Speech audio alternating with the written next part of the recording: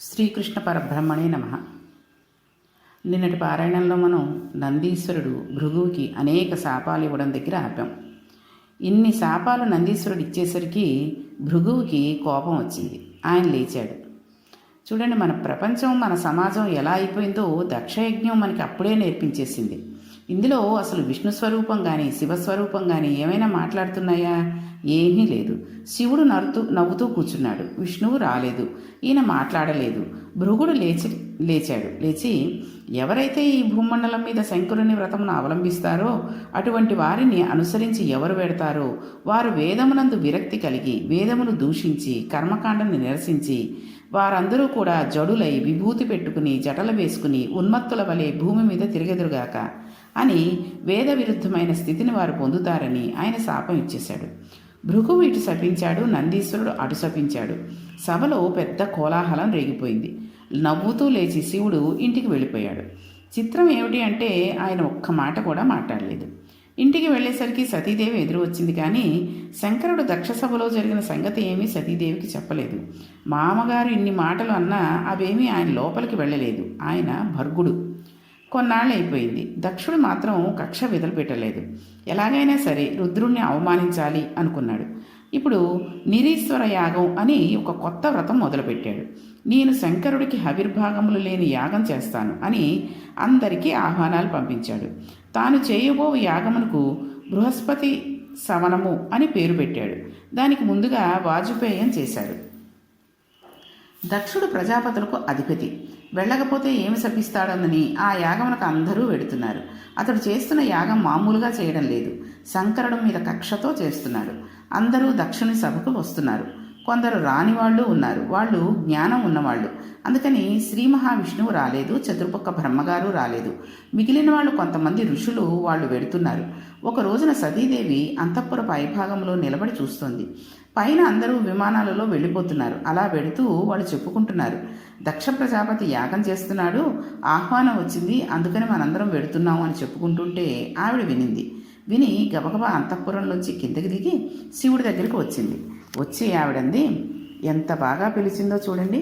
అభవ స్వామి, మీరు ఎంత దయామయులండి. మీలాంటి భర్త దొరకడం ఎంత అదృష్టం. మీ శరీరంలో అర్ధభాగం ఇచ్చారు. నేను మీ దగ్గర పొందిన గౌరవం ఏ భార్య తన భర్త దగ్గర పొందలేదు. మీరు నన్ను అంత గౌరవించారు. నాదొక్క మాట, పుట్టింట్లో ఏదైనా ఉత్సవం జరుగుతున్నప్పుడు ఆడపిల్లల మనస్సంతా పుట్టింటికి వెళ్ళాలని ఉంటుంది. అందులో తండ్రి మీద విశేషమైన ప్రేమ ఉంటుంది. మా నాన్నగారు యాగం చేస్తున్నారట. చూసారా, వాళ్ళందరూ మంచి మంచి పట్టుబట్టలు కట్టుకుని చక్కగా హారములు వేసుకుని నగలు వేసుకుని అందరూ వాళ్ళ వాహనముల మీద వెడుతున్నారు. నాకు కూడా నా తండ్రి గారు చేస్తున్న యాగానికి వెళ్ళాలని అనిపిస్తుంది. మీరెప్పుడూ తపస్సు అని అలా కూర్చుని ఉంటారు, ఏమీ పట్టించుకోరు. ఇప్పుడు ఈ జరుగుతున్న యాగం చూడడానికి నా 15 మంది అప్పచెల్లెళ్ళు వస్తారు, మా పిన్నులు వస్తారు, మా అమ్మ మా తమ్ముళ్ళు అందరూ ఉంటారు. మా నాన్నగారిని చూసి చాలా రోజులైంది. ఒక్కసారి వారిని చూసి వద్దాం అనిపిస్తోంది. మనం కూడా యాగానికి వెడదామంది అని అంది.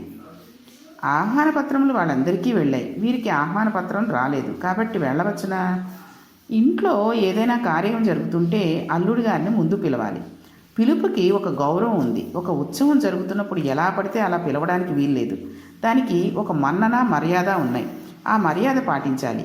ఇంటికి వెళ్ళి గౌరవంగా ఆహ్వానించాలి. అంతేగాని దిక్కుమాలిన వాడిని పిలిచినట్టుగా పిలవడం మన మంచి పద్ధతి కాదు. ఇంక ఇప్పుడైతే వాట్సాప్లోనే శుభలేఖలు పెట్టేస్తున్నారు. తప్పకుండా రండి అని కింద ఒక వర్డ్ రాసేస్తున్నారు. అంతేగాని వస్తారా, తప్పకుండా రండి, ముందొచ్చి మీరు ఇక్కడ నిలబడి మా కార్యక్రమం చూడాలి, మీరు పెద్దవాళ్ళు అని చెప్పడం అనేది అసలు ఎవరికీ లేదు. తల్లిదండ్రులనే సరిగ్గా పిలవట్లేదు. వాళ్ళ పిల్లల పెళ్ళిళ్ళు అయితే ఇంకా అన్నదమ్ముల్ని అక్క చెల్లెల్ని బావగారిని ఏం పిలుస్తారు? పిలవరు. ఏదో తప్పనిసరి పరిస్థితి అయితే వేరు. అయితే తమకు ఆహ్వానం రాలేదు కదా అన్నట్టుగా శంకరుడు సతీదేవి కేసి చూశాడు. ఆయన మనస్సులోని భావనను అమ్మ పసిగట్టేసింది. ఆయన మనస్సు తెలియని ఇల్లాలు కాదు సతీదేవి. అప్పుడు ఆవిడ అంది, ఏమండి, పిలవలేదు వాళ్ళు, అందుకని మనం వెళ్ళకూడదు అన్నట్టుగా మీరు చూస్తున్నారు. పిలుపు అనేది ఎవరి దగ్గర నుంచి వస్తే వెళ్ళాలో తెలుసా? కొంతమంది పిలిస్తేనే వెళ్ళాలి. ఆ కొంతమంది పిలవకపోయినా వెళ్ళొచ్చు. అలా ఎవరెవరి ఇళ్లకు వెళ్ళాలో తెలుసా? పిలవకుండా మనం ఎలా వెడతామని అంటారేమో స్వామి. తండ్రి గారి ఇంటికి పిలవకుండానే ఆడపిల్ల వెళ్ళవచ్చు. ఎందుకంటే చతుర్థి విభక్తి వేసి కన్యాదానం చెయ్యుడు. గురువుగారి ఇంటికి పిలవకపోయినా వెళ్ళవచ్చు. వెళ్ళి గురువుగారి దర్శనం చేసుకుని రావచ్చు. మంచి మనస్సు కలిగిన స్నేహితుడి ఇంటికి ఎప్పుడో అప్పుడు వెళ్ళి చూసి వస్తూ ఉండాలి. ఆయన పిలవలేదని వెళ్ళడం మానివేయకూడదు. రాజుగారి ఇంటికి పిలవకుండానే వెళ్ళి రావచ్చు. రాజుగారు పిలవలేదు కాబట్టి మనం వెళ్ళలేదు అనకూడదు. ఆయా ప్రదేశములకు సజ్జనులు అయిన వారు పిలవకపోయినా వెడతారు అంది. ఆవిడ తెలివి తక్కువైంది కాదు, ఆవిడ సాక్షాత్తు విద్యాస్వరూపిణి. అప్పుడు శంకరుడు అన్నాడు, దేవి, నీవు చెప్పినది యథార్థమే. పిలుపు లేకపోయినా సరే పుట్టింటికి ఉత్సవం జరుగుతున్నప్పుడు ఆడపిల్ల వెళ్ళవచ్చు. ఆడపిల్లకు ఆ అధికారం ఉంది. కానీ నేను కూడా ఒక మాట చెప్తాను విను. కొంతమందికి పుట్టుకతో విద్య ఉంటుంది, ఐశ్వర్యం ఉంటుంది, రూపం ఉంటుంది, పాండిత్యము ఉంటుంది, అన్నీ ఉంటాయి. కానీ అటువంటి వారి వద్ద ఉండవలసిన ప్రేమ ఉండదు, ఉండవలసినటువంటి సహృదద్భావము ఉండదు. ఎప్పుడూ వైషమ్యాన్నే చూస్తూ ఉంటారు.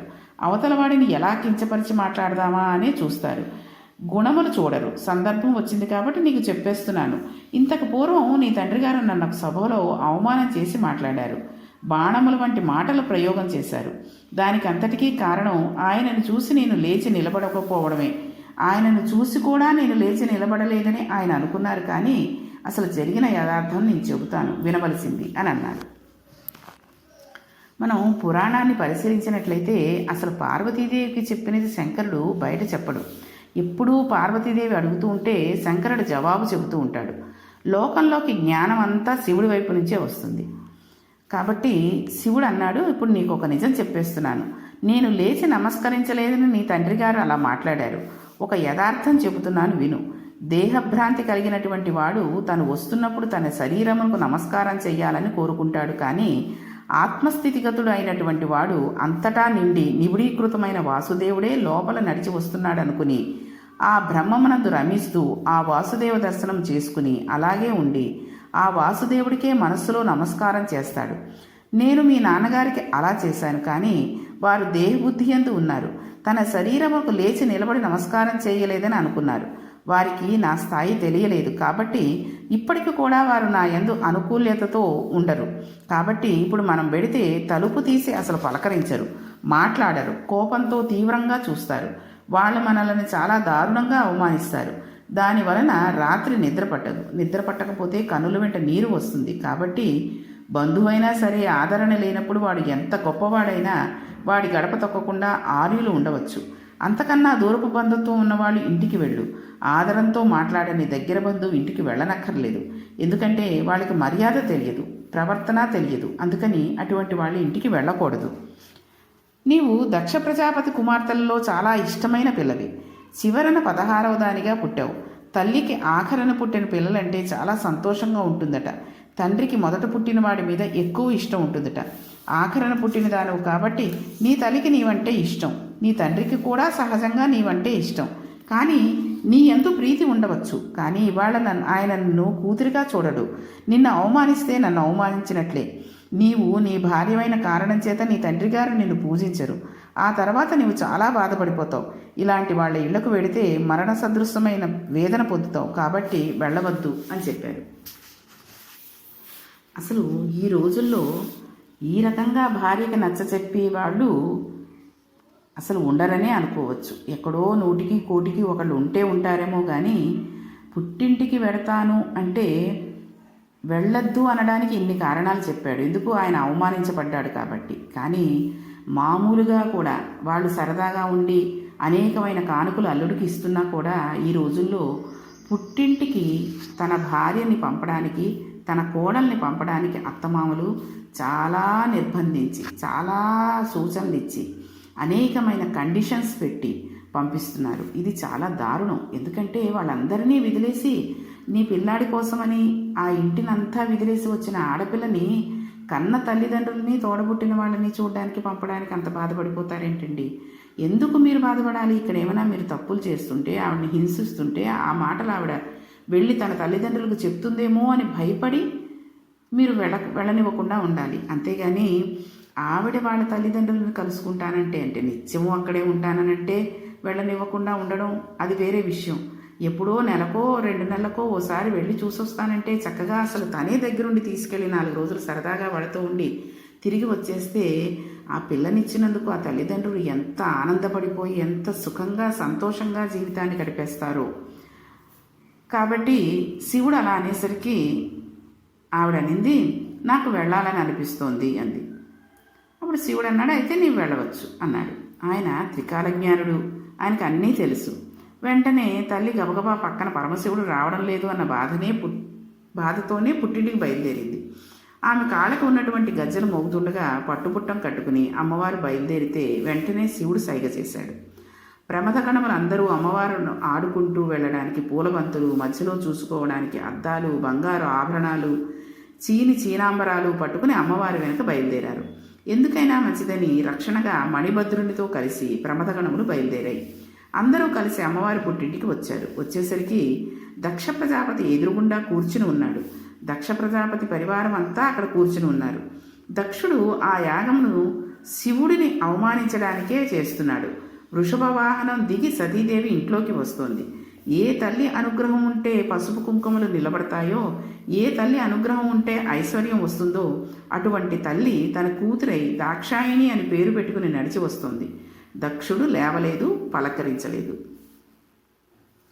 ఈ దక్ష ప్రజాపతి భార్య అన్నదమ్ములు, అక్కచెల్లెలు తప్ప ఎవ్వరూ ఆమెతో మాట్లాడలేదు. తనను ఎంతో ప్రేమగా చూసే తండ్రి కనీసం పలకరించలేదు. తండ్రి తన భర్తను నిందించాడు. తను వచ్చిన కూతురు మీద తండ్రి ప్రేమను చూపించలేదు. ఆమె చాలా బాధపడింది. తల్లి వచ్చింది, పిన్నులు వచ్చారు, అన్నదమ్ములు వచ్చారు, పలకరించారు. ఆమె సభామంటపానికి వెళ్ళింది. అక్కడ దక్షుని భయము వలన ఒక్కరు కూడా ఆమెను పలకరించలేదు. అలా ఎవరూ పలకరించకపోయేసరికి ఆవిడ చాలా ఖేదం పొందింది. ఆఖరికి యాగమంటపంలో అమ్మ అలా కూర్చో అని కూడా తండ్రి అనలేదు. దీనిని మణిభద్రుడు అన్నవాడు చూశాడు. అమ్మవారు ఉగ్రమైన తేజస్సుతో చూస్తోంది. ఆమె సమస్త బ్రహ్మాండములను కాల్చివేయగల శక్తి కలది. ప్రమథగణములు చూశాయి. విచ్చుకత్తులు పైకి తీసి ఆ దక్షుడిని చంపి అవతల పారేస్తామని. అమ్మవారు చంపవద్దని వారించింది. దక్షుడిని తన వద్దకు రమ్మని పిలిచింది. వచ్చి ఆమె ముందు నిలబడ్డాడు దక్షుడు. అప్పుడు ఆమె, ఏమి నీ అహంకారం? పరమశివుణ్ణి పట్టుకుని నీ చిత్తం వచ్చినట్టు కూసావు. ఇప్పుడు చెబుతున్నాను నీకొక మాట.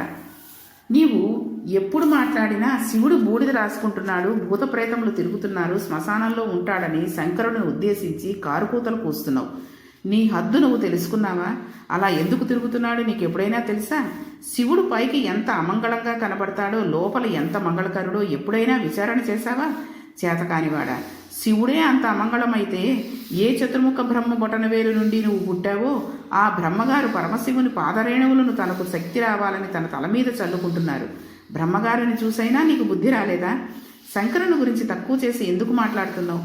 శివ అన్న మాట నోటి నుండి వస్తే కొన్ని కోట్ల జన్మలలో చేసినటువంటి మహాపాతకములు దగ్ధమైపోతాయి. అటువంటి శివనామమును పట్టుకుని తక్కువ చేసి మాట్లాడతావా? అంతటి అభయంకరుడై ఎవరి నామం చెప్పుకుని లోకములన్నీ సంతోషపడిపోతున్నాయో అటువంటి మహాత్ముణ్ణి పట్టుకుని అనరాని మాటలు అంటావా? దాని లోపల ఉండే తత్వమును తెలుసుకునే ప్రయత్నం చేయకుండా నీ చిత్తం వచ్చినట్టు మాట్లాడతావా? పైకి మాంసనేత్రమునకు ఏది కనబడుతుందో అది చూసి దానిని బట్టి మాట్లాడడం నేర్చుకున్నావు. ఇలా మాట్లాడవచ్చునా? ఇదే నీకు ఒక మాట చెప్తున్నాను. అసలు శాస్త్రమునందు సిద్ధాంతమంతు ఏమిటో తెలుసా నీకు అని ఆవిడ క్రోధురారై దక్షుణ్ణి అనేక మాటలు అనింది. ఇంకా ఆవిడ కోపంతో ఏమేమి మాట్లాడింది, ఏ రకంగా ఆవిడ తిరిగి శివుడి దగ్గరికి వెళ్ళింది అనే విషయాలని రేపటి పారాయణంలో తెలుసుకుందాం. శ్రీకృష్ణ పరబ్రహ్మణే నమః.